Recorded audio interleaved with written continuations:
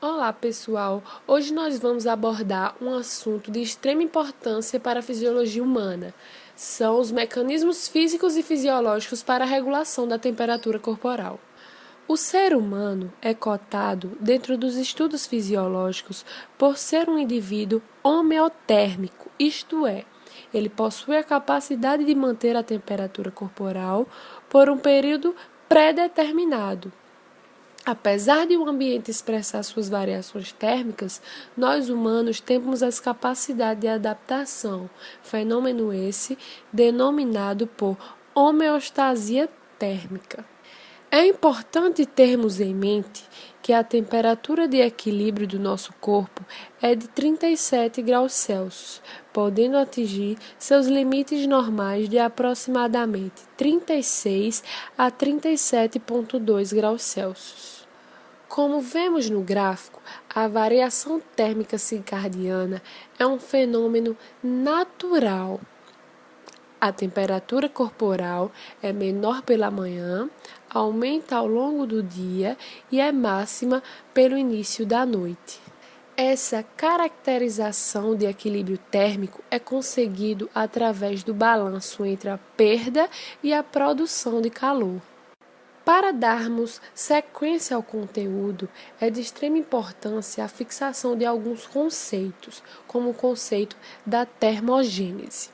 A termogênese corresponde à energia na forma de calor gerada ao nível dos tecidos vivos, ou seja, é a capacidade que o indivíduo tem de equilibrar a temperatura interna do corpo com a do meio ambiente. Portanto, a quantidade de calor produzida é diretamente proporcional à taxa de metabolismo corporal. Essa taxa de metabolismo corporal depende de 5 fatores. A taxa de metabolismo basal, que é a quantidade de calor produzida no estado de repouso, a taxa de metabolismo adicional decorrente da atividade muscular, taxa de metabolismo adicional secundária ao efeito da tiroxina e em menor grau por outros hormônios como o hormônio do crescimento ou a testosterona, a taxa de metabolismo adicional causado pelo efeito da epinefrina, norepinefrina e pela estimulação simpática a nível celular e, por último, a taxa de metabolismo adicional por um aumento intrínseco da atividade química nas próprias células. Agora, vamos abordar alguns mecanismos físicos para a troca de calor. Essa troca de calor é detectada a partir da energia térmica poder ser absorvida a partir do meio externo ou dissipada para o mesmo, conforme o grau do gradiente. Os principais mecanismos implicados são a radiação, a condução e a convecção. A radiação corresponde à emissão de calor sob a forma de ondas eletromagnéticas, mais precisamente ondas infravermelhas. Este processo físico ocorre a partir de qualquer matéria, desde que a sua temperatura não seja o zero absoluto. Vamos compreender melhor. Se a temperatura do corpo de um ser humano for superior à temperatura do meio externo, uma maior quantidade de calor irá irradiar a partir do corpo do que irá ser irradiada para o corpo, isto é, ocorre perda de calor por parte do organismo. A condução é um mecanismo de transferência direta de calor. O calor é a energia cinética do movimento molecular e pode ser transferido de umas moléculas para outras. Exemplificando, as moléculas da pele estão em constante movimento vibratório e a energia cinética deste movimento pode ser transmitida ao ar, que, se for mais frio, aumenta a velocidade das moléculas presentes no ar até que seja atingido um estádio de equilíbrio. A convecção, por sua vez, é a transferência de calor pelo meio de corrente de ar. Quanto maior a velocidade das correntes de ar, maior a amplitude da transferência de calor. Este processo é semelhante na situação de que o organismo está submergido em água, com a diferença que a água possui uma maior capacidade de absorção e condução para o calor. ou seja, ela tem uma perda de calor muito mais rápida. Vamos introduzir agora os mecanismos fisiológicos de transferência de calor.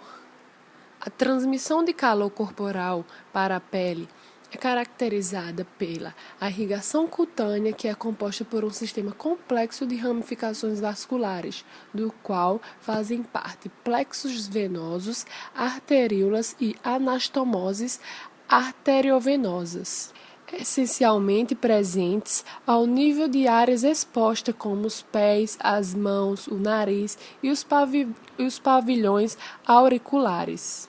O plexo venoso subcutâneo é abastecido pelas arteríolas e anastomoses arteriovenosas, de forma que o fluxo de sangue subcutâneo irá variar conforme o maior ou menor grau de vasoconstrição destas últimas. A modulação de tônus arterial depende preponderantemente do sistema nervoso simpático. Desta forma, compreendemos que o maior ou menor aporte sanguíneo medeia o fluxo de calor interno para a pele, a partir do qual o calor pode ser posteriormente dissipado para o meio ambiente. A condição de calor, ao passar de um estado de vasoconstrição total para vasodilatação total, aumenta cerca de 8 vezes. Poderá, então, dizer que a pele funciona como um sistema de radiação de calor controlado. Os mecanismos de evaporação consistem na perda de calor que acompanha a vaporização de um líquido a partir da superfície corporal. Com temperaturas ambientes superiores a 36 graus Celsius, a evaporação é um mecanismo exclusivo de perda de calor, dado que nessa situação a radiação, a condução e a convecção são ineficientes ou até promovem o ganho adicional de calor, tendo a conclusão da sudorese, ato de produzir e libertar suor. Este ato inicia-se quando a temperatura corporal central é superior a 37 graus Celsius. A quantidade de sudorese é modulada pela estimulação das glândulas sudoríparas por nervos colinérgicos simpáticos e, por vezes, também em situações de exercício ou estresse, por concentrações elevadas de epinefrina e neuroepinefrina. Como vimos na imagem, com o aumento da temperatura, os poros, ao absorverem calor, absorvem uma solução percussora que flui através da porção ductal da glândula sudorípara, ocorrendo reabsorção da maior parte dos íons de sódio e cloro. O grau de reabsorção é inversamente proporcional à taxa de produção de suor. Ou seja, quanto menor a taxa de produção, mais lentamente a secreção precursora percorre a porção ductal, verificando-se uma maior reabsorção de íons. Para a regulação da temperatura corporal estável, é essencial a integridade de todos os elementos envolvidos na sua regulação, nomeadamente os sensores térmicos, o centro integrador e de comando e os sistemas eferentes. Os sensores térmicos são compostos por o hipotálamo anterior e a área pré-óptica, que contém neurônios sensíveis ao calor e neurônios sensíveis ao frio. Os sensíveis ao frio em maior número.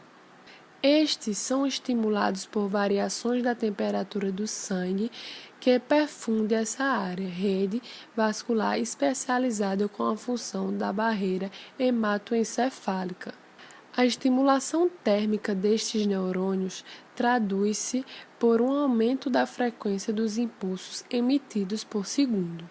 Os receptores cutâneos térmicos são de dois tipos, sensíveis ao frio, em maior número, ou sensíveis ao calor. A informação transmitida por estes receptores é enriquecida pela informação proveniente de receptores da dor, especificamente estimulados por variações extremas da temperatura, o que explica que estas possam ser percebidas como dor. O grau de estimulação em pulsos por segundo dos distintos receptores térmicos permite ao ser humano uma gradação das sensações térmicas. Os receptores térmicos localizam-se imediatamente abaixo da pele e distribuem-se em diferentes porcentagens consoante a área corporal. Por exemplo, no caso dos receptores dos frios, nos lábios, nos dedos, no tórax. Os receptores do frio são constantemente mais numerosos, contudo, a relação entre receptores frio e calor pode variar.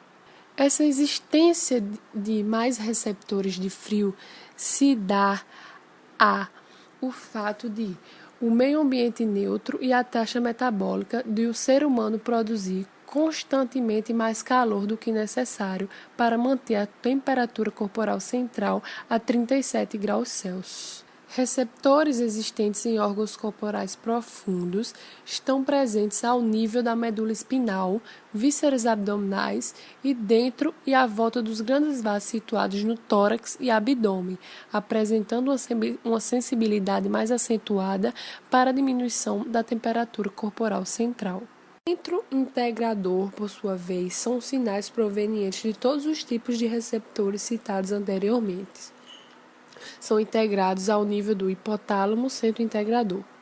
Após a integração das diferentes informações aferentes à comparação das mesmas com o ponto de regulação térmica, são emitidas informações para diversos órgãos ou sistemas eferentes, dependendo do tipo de resposta a estimular, promoção de ganho ou perda de calor. Os sistemas eferentes, compostos por sistema nervoso central. Esse sistema é ao nível do sistema nervoso central, mais propriamente do córtex cerebral.